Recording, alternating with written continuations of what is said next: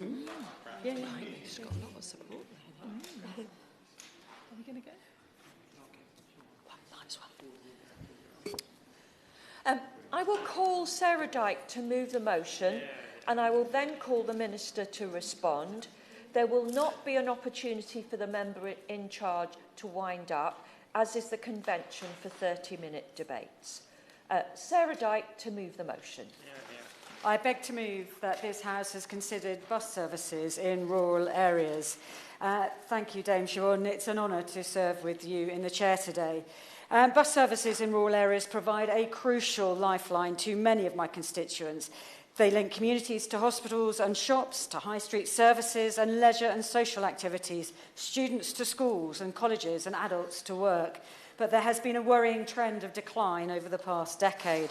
Research from Channel 4 found that bus provision has decreased by 28% across England since 2011, despite actions from the previous government, such as investing £3.5 billion into services since the pandemic and the £2 fare cap. It has still not been sufficient enough to arrest this decline. This loss of services is especially prevalent in rural areas, detrimentally impacting those who live in these areas. Rural bus service users travel on average 47% further than on a bus rather than their urban counterparts, who travel for longer. They travel for longer, and their routes are funded less per head than in urban areas. Would the Honourable Lady give way? I will give way. Thank you, and thank you, Madam Chair. Jim Shannon. And the Honourable Lady for bringing this forward. I think the turnout at Westminster Hall today is an indication of the importance that this is for rural areas. I commend the Honourable Lady for her diligence in this matter. Alongside the Honourable Lady, in my constituency of Strangford, there are students who are educated up to 45 minutes away on the bus in local secondary schools. For those doing GCSEs and A-levels, staying in school later to study can become increasingly popular around exam time. So does the Honourable Lady agree that there needs to be more done to support school children who live in rural areas that perhaps are required to be in school earlier and leave later due to exams? Thank you. Thank the Honourable Sarah Dyke for his intervention, and that's an issue that I will come on to later. Budgeted local authority expenditure per resident in rural areas is on average £11.68 compared to £20.22 in urban areas. Now, a report from the County Councils Network partly blamed how previous government's national bus strategy apportioned funding. It found that 2/3 of the funding went to urban areas, despite these areas having seen lower declines in passenger numbers than in rural areas. It also found that councils in rural and county areas were experiencing a £420 million shortfall in their transport budgets, impacting their ability to subsidise operating routes regarded by the operator as commercially unviable. Yes, I will. Robin Swan. I thank the member for that point and for bringing the debate. I think what we see in Northern Ireland as well is those rural areas that don't have a central bus connection or even routes as well, where there are organisations and individuals rely on community transport organisations actually to pick up that slack, the like of the Southampton Community Transport organisation in my own constituency, which takes people to hospital appointments, makes sure they can access shopping, whereas there isn't a central bus service actually supporting those rural areas at all. I thank the Honourable Gentleman for his intervention, and once again I will come on to that a little bit later on if he doesn't mind. Now, I've spoken in this place previously about the rural premium that residents are forced to pay because they live in the countryside. The severe lack of a decent bus services just increases people's reliance on their private cars, which of course they need to fill with fuel and maintain, and thus adding to that premium. The Countryside Alliance research from 2022 found that rural households were spending almost £800 a year more on fuel than people in urban areas, and up to 6 pence per litre of fuel. Now, Dame Siobhan, before I move on, I would like to draw members' attention to my register of interests as a serving Somerset councillor.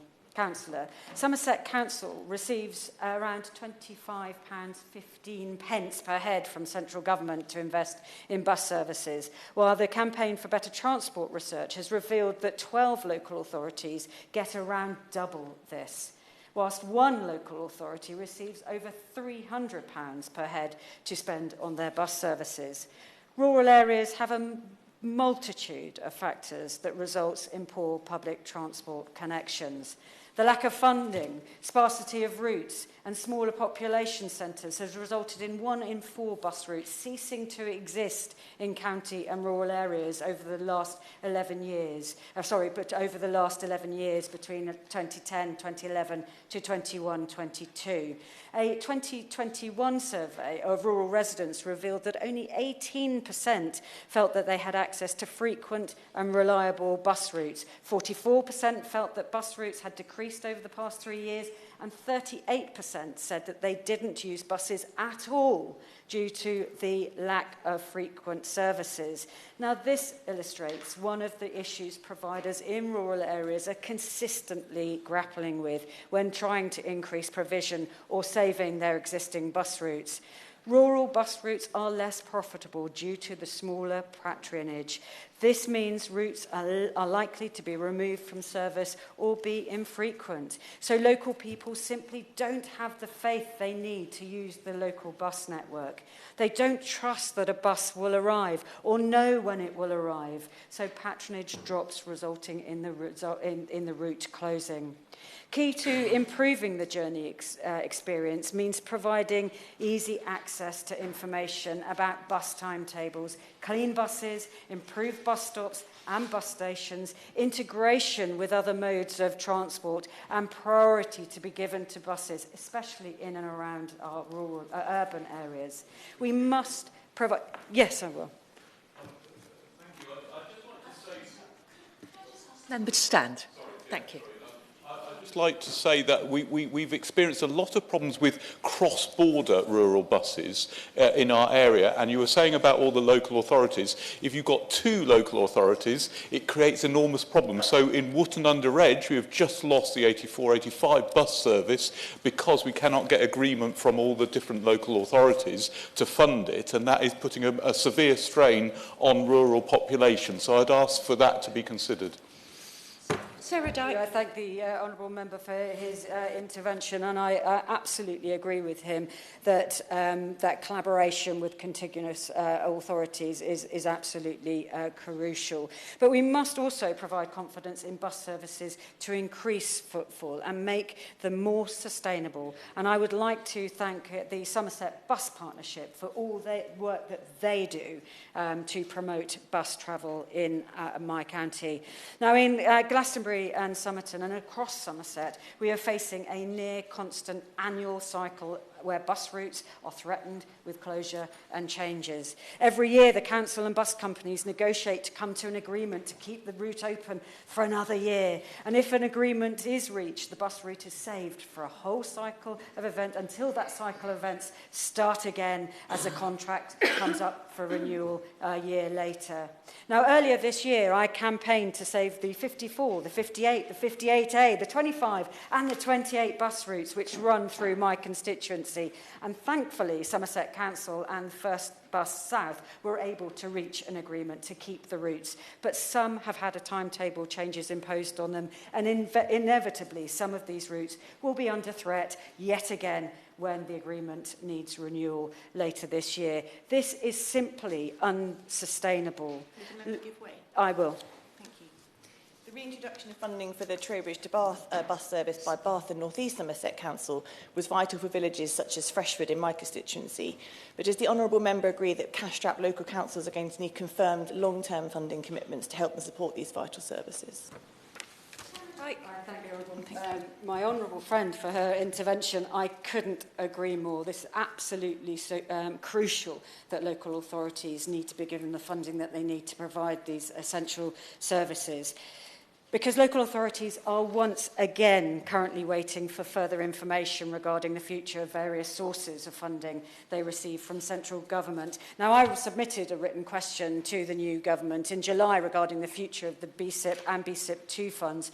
While the response affirmed commitment to improving bus services as part of their growth mission, it failed to provide specific details of plans. Rural areas desperately need to see plans and to have those assurances of how these vital services can continue to run. Earlier this week, the government laid forward a statutory instrument that opened up bus franchising for all local authorities in England. I welcome this government's ambition to fix the country's broken buses, but they must understand that bus services outside of urban areas face different problems. I will quickly, yes.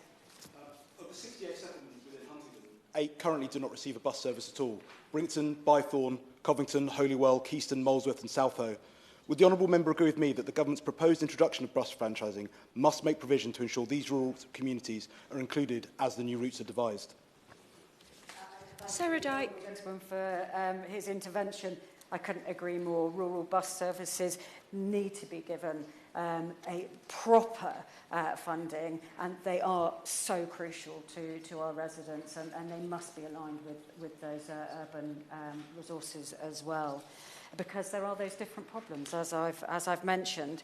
Now, as I've previously mentioned, rural areas often see low passenger numbers, but those who use these bus services are absolutely reliant on them. The previous government, in their Bus Back Better plans, made a commitment to providing guidance on the meaning and role of socially necessary services and to expand the category to include economically necessary services. This did not happen, leaving more uncertainty about the future of these services and failing to provide the protection that they need. Now, I'd like to ask the Minister today if he will provide specific guidance on the protection of bus routes for social and environmental reasons. In my constituency and other rural areas across the country, there are people for whom bus services are an absolute lifeline. One family from Temple Combe told me that their daughter, a single mother who cannot drive due to a medical condition, relies on the 58 bus to take her children to school and college. They rely on the same bus to see their GP in Milbourne Port and to get to Wincanton. Now, thankfully, this route is saved for now, but this one example demonstrates how crucial buses are for those that are reliant on them. This is why, in the last Parliament, I tabled the Public Transport Rural Areas Bill, which would have set a minimum service level for the provision of public transport in rural areas, ensuring that people have access to major sites of employment, education and leisure. The economic... Yes, I will very quickly. I thank the honourable member for giving way and commend her on her efforts this morning. In Aberban this year, it's evident that rural children have been disadvantaged, with some children being left standing on the side of the road without transport to school because of capacity issues and a lack of planning, which therefore agree with me that it's unacceptable, whether in Aberban in Northern Ireland or in our constituency of Glastonbury and Somerton, that rural people should not be disadvantaged in this way.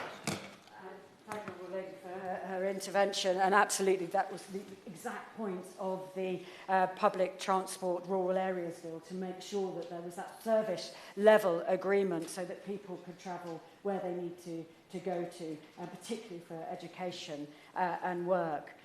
The economic benefits public transport brings can be huge. Research from the Confederation of Public Transport also measured the economic benefits buses bring. They found that every £1 a government spend on better services and bus priority schemes can secure economic benefits of up to £4.55. Now, Dame Siobhan, we must recognise that in rural areas, alternative forms of bus routes can play a major role in ensuring this type of access remains.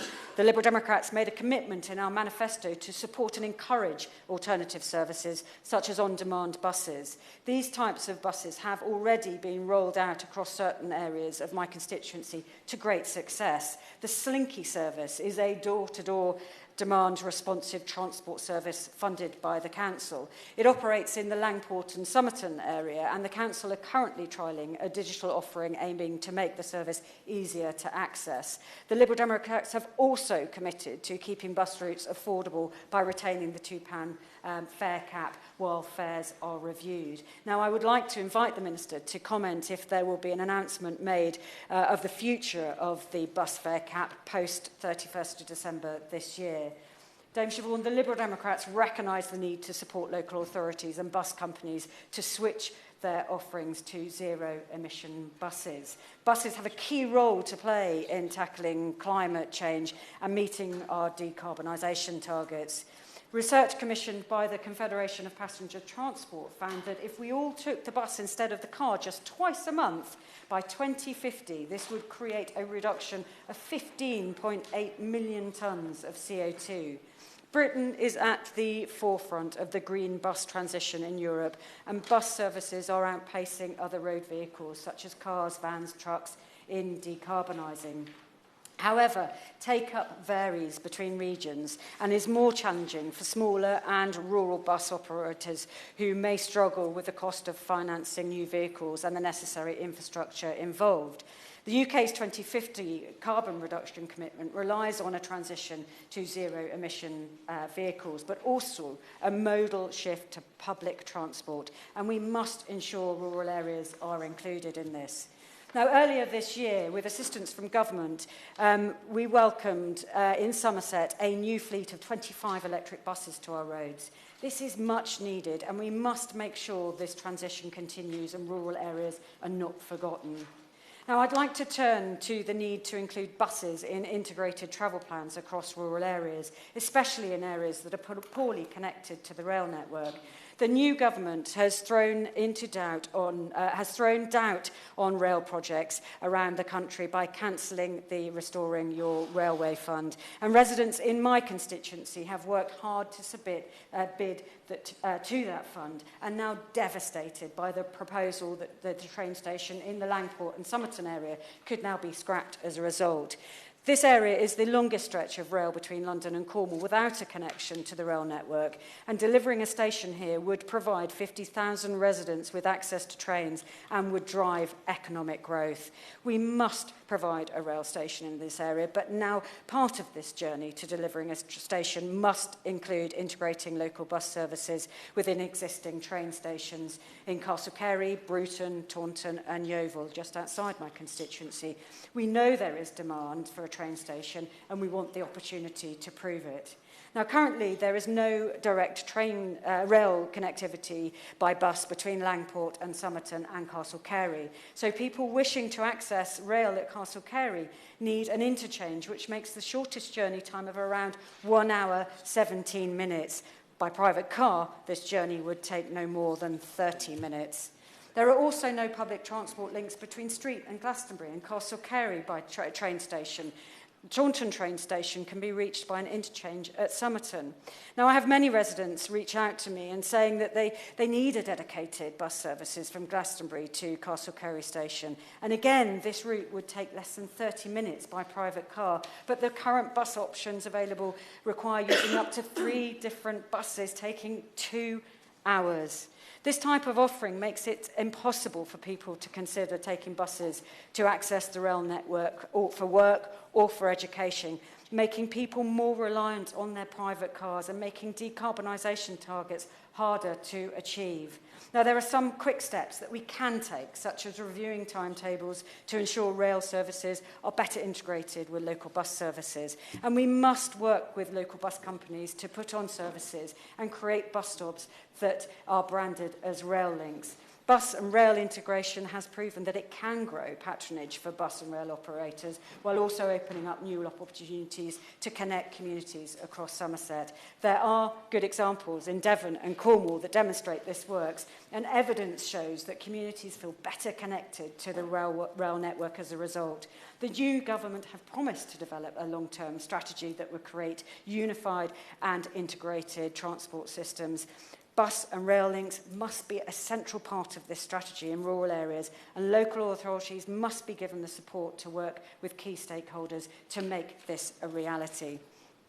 For too long, buses have been in decline. They have been unsustainable, inaccessible, unreliable, and are failing to meet the needs of those who use them. But there is a way forward that can deliver opportunities for people across rural areas, and I believe integration of public transport must form a major part of new plans. And I eagerly await to hear from the Minister how the new government will provide rural communities with the services we need in order to serve both the short and the long term. we must protect crucial existing routes, make bus travel fairer for rural residents, and explore new avenues to make rural bus travel more sustainable, accessible and flexible. In addition, any powers passed to local authorities must come with funding, or any changes will, to put it frankly, flop badly.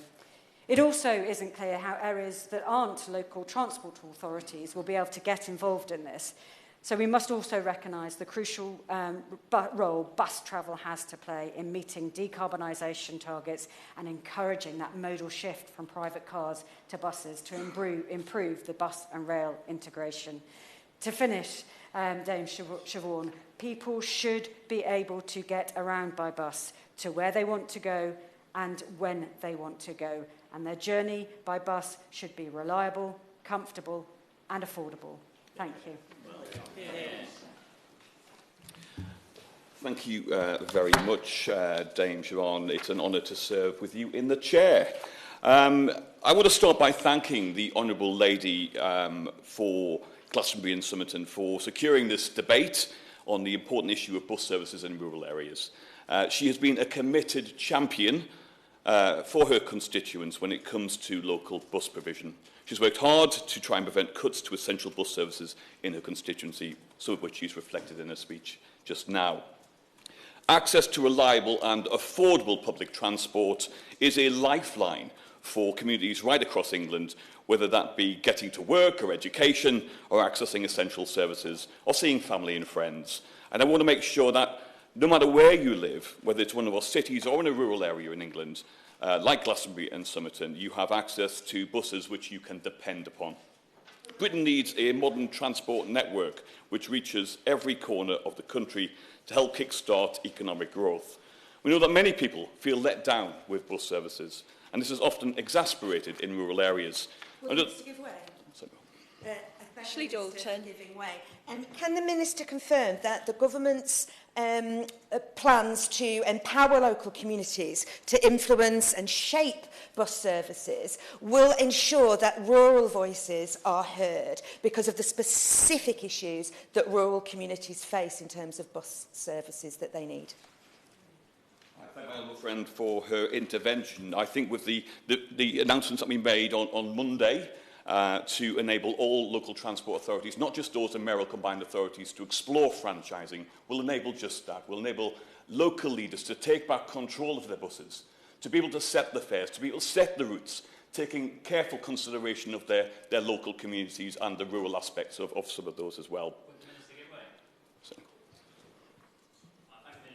Way. Would the Minister commit to working with me and his department working with me to bring back the 503 National Express service, which served my town in North Cornwall of Launceston free to Exeter and London? That community of Launceston and other towns in North Cornwall have now been left without any connection to Exeter and London. Thank you. I will certainly explore that with the member. Obviously, it's a decision for that commercial operator in terms of whether they continue with that, but happy to explore this with you outside of today's debate. I'm going to crack on a little bit now because we've got limited time. For too long, bus users have been subjected to a postcode lottery when it comes to the quality of their services. This is not just an inconvenience, but a barrier to opportunity and growth. Our plan aims to end this disparity and ensure that everyone, regardless of where they live, has access to dependable public transport. I'm going to, very briefly. The inequality in funding between rural and urban bus services that the Honourable Member highlighted is an enormous concern to my constituents in North Herefordshire. Will the Minister commit to reversing that inequality? Because rural bus services actually need more support per head than urban ones. They're less commercially viable. Will the Minister commit to reverse that inequality? I thank the member for her intervention. What we are committed to doing is to simplifying the plethora of different funding pots that are available for buses and making sure that we hope to deliver more long-term funding for local authorities and devolve them the powers to decide where that money is spent. This government has set out an ambitious action plan to deliver better buses, grow passenger numbers and drive opportunity to underserved regions. A core part of that plan was announced in the King's Speech. It's a passing of a buses bill, which will be introduced in this session, as we want to see change as quickly as possible. In advance of the buses bill, on Monday we announced a package of franchising measures to support local leaders to deliver better services for passengers. The first of these measures is the publication of a consultation document to gather the views on proposed updates to the bus franchising guidance. The second measure was the laying of a statutory instrument which opens up bus franchising to all local transport authorities and reduces the barriers that currently exist. Later in the parliamentary session, we'll bring forward the buses bill, which is designed to put the power back in the hands of local leaders right across England and ensure that networks can meet the needs of people who rely on them, including in rural communities. However, we know that the bill alone, I really do need to carry on, the bill alone will not remove all of the challenges facing the bus sector. This is why the government will also take further steps to deliver more reliable and accessible bus services. This will include giving local authorities more control and flexibility over bus funding, to allow them to plan for the long term and deliver on local priorities. We'll also want to provide safeguards over local networks to raise the standard of services passengers should expect to receive. The government knows that every community has its own unique needs from its public transport network, and we want to empower local leaders to work with operators to design the networks that meet their needs. It is great to see that work on this is already underway in Somerset, with the trial of the Slinky digital demand responsive transport service. Somerset County Council have also introduced some great schemes in the local area aimed at encouraging people onto buses. Through the plans we've set out, we will support and empower local transport authorities to take back control, working in collaboration with bus operators and passengers to deliver bus services for passengers.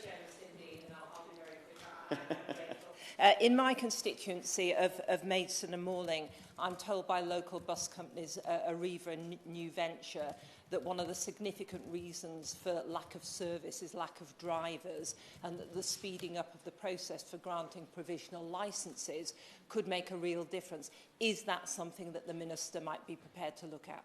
Thank you.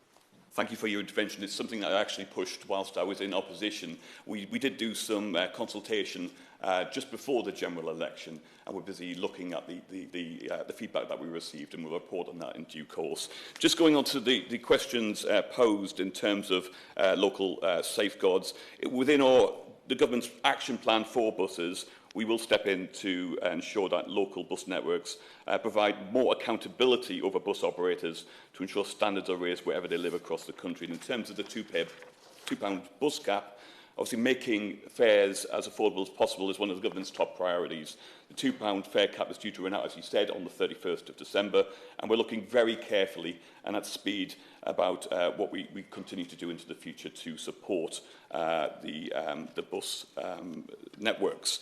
I know that local authorities, bus operators and passengers are eager to hear more details on our plans.